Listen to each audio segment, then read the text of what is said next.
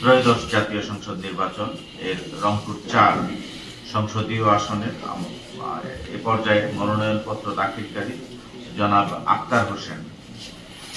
আক্তার হোসেনের মনোনয়নপত্র এবং মনোনয়নপত্রের সাথে দাখিলকৃত অন্যান্য কাগজপত্র আমরা পরীক্ষা করেছি।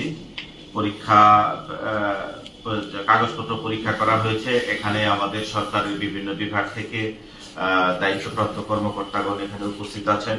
আইন শৃঙ্খলার সাথে নিয়োজিত যারা রয়েছেন তাদের পক্ষ থেকেও কর্মকর্তাগণ উপস্থিত আছেন।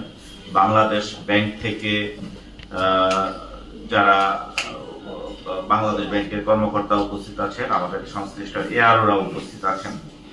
এ পর্যায়ে আমি কারো পক্ষ থেকে কোনো আপত্তি উত্থাপিত না হওয়ায় বাংলাদেশ ব্যাংকের যে সিআইবি প্রতিবেদন তাতেও কোনো বিরূপ মন্তব্য না থাকায় জনাব মোহাম্মদ আক্তার হোসেন এর মনোনয়নপত্র বৈধ বলে ঘোষণা করা।